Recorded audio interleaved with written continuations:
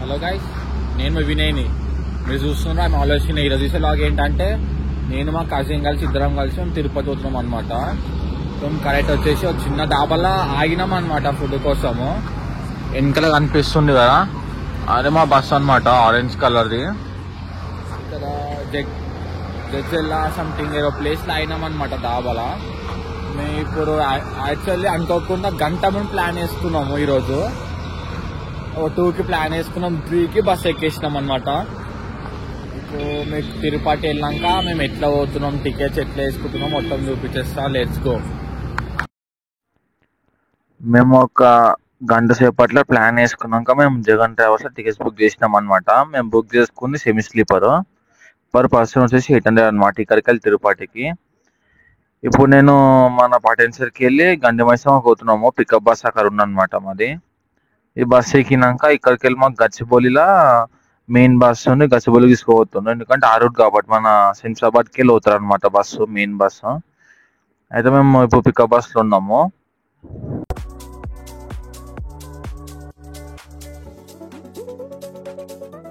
ఇప్పుడు మేమైతే గచ్చిబౌలి పోయినాక మెయిన్ బస్ ఎక్కినాం అనమాట. ఇదే మెయిన్ బస్సు. ఈ బస్సులో ఏంటంటే సెమీ స్లీపర్ ప్లస్ స్లీపర్ రెండు ఉంటాయి అన్నమాట. మేము పోయినాక డాబాలో ఆగినాం అనమాట. ఫస్ట్ స్టాప్ మేమైతే రోటీ ప్లస్ పన్నీర్ కర్రీ చెప్పుకున్నాము.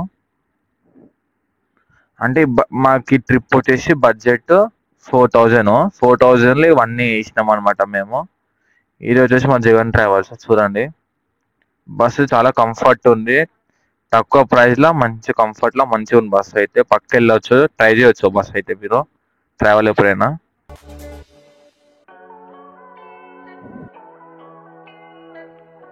ఇప్పుడైతే మేము అనుకుంటున్నాము, టైం వచ్చేసి లిటరల్లీ ఒక 11-12 అవుతుంది అనమాట. బస్ ఏంటంటే మాకు 4 దింపుతా అని చెప్పింది, కానీ 2 hours లేట్ దింపిండు. ఎందుకంటే బస్ టైర్ కొంచెం రిపేర్ వచ్చిందని లేట్ దింపిండు.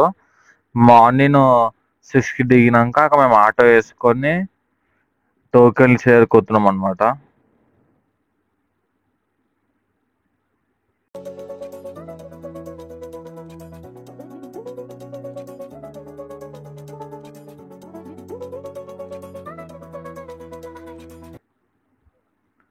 కానీ మా బ్యాడ్ లక్ ఏంటంటే మేము పోయే టైంకి టోకెన్లు అయిపోయినాయి అని చెప్పినారు. మళ్ళీ ఈవినింగ్ 4 to 5 మధ్యలో రమ్మని చెప్పినారు.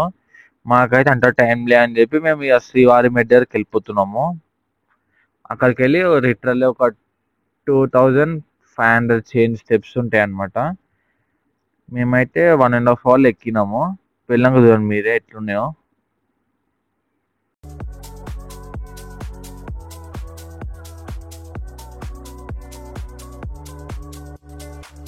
ఇక అయితే మనకి ఇప్పుడు లగేజ్ కౌంటర్ ఉంటుంది, అక్కడ బ్యాగ్లు ఇచ్చేసి మేము ఇక శ్రీవారి మెట్ దగ్గరికి వెళ్ళిపోయాం అనమాట. చూడండి, వెళ్ళే ముందు ఇక కొబ్బరికాయ కొట్టి బొట్టు పెట్టుకొని బయలుదేరుతాం అనమాట.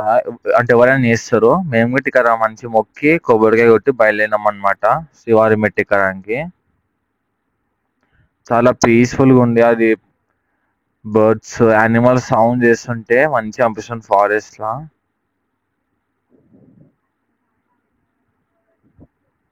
ఇదే శ్రీవారి మెట్ ఎక్కుతున్నాం చూద్దాం ఫ్రెండ్స్. జనాలు అయితే ఉన్నారు. మేము పోక ముందు రోజు, ఆ ముందు రోజు ఎవరు లేరనమాట. మేము పోయిన రోజు మాత్రం లిటరల్లీ చాలా ఎక్కువ మంది వచ్చేసినారంట. వాళ్ళు అదే చెప్తున్నారు, మీరు రాంగ్ టైంలో వచ్చినారు, నిన్న మనం లేకుండా ఈరోజు చాలా ఉన్నారని చెప్పినారు.